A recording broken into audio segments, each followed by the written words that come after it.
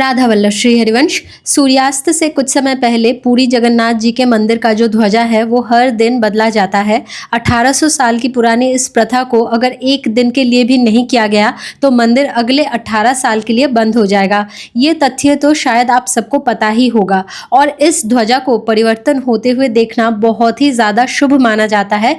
इसीलिए इस समय सिर्फ बाहर से आए हुए श्रद्धालु ही नहीं बल्कि जो जगन्नाथपुरी वासी है वो भी भारी संख्या में प्रतिदिन इस समय मंदिर के सामने आते हैं और श्रद्धा पूर्वक इस परंपरा का आनंद उठाते हैं। चारों तरफ जय जगन्नाथ के नारे गूंज उठते हैं। तो चक्र के ऊपर चढ़ के ध्वजा को बदलने के ठीक पहले पुजारी जी एक बार अपने दोनों हाथों को फैला के कुछ क्षण के लिए आसमान की ओर देखते हैं और भगवान को प्रणाम करते हैं। श्री जी की कृपा से जिस दिन मंदिर के अंदर बैठकर वो क्षण मैंने अपनी आंखों से देखा था वो इतना ज़्यादा अद्भुत और दिव्य अनुभूति प्रदायक था कि उस क्षण को वाणी से वर्णन किया ही नहीं जा सकता।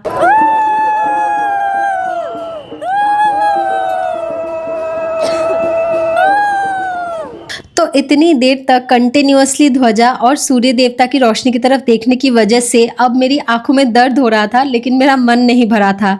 एनीवे, तो जैसे मैंने पहले ही बोला था कि कार्तिक पूर्णिमा के दिन मैं बड़ी खुश थी कि आज तो 2 बार महाप्रसाद पाऊंगी, लेकिन ऐसी परिस्थिति हुई कि अभी ऑलमोस्ट शाम होने जा रही है और अभी भी मंदिर के अंदर जाने में समय लगेगा। तो श्री जी की ऐसी कृपा हुई कि अचानक से एक पुजारी जी आए और गरम गरम अन्न प्रसाद सबको बांटने लगे।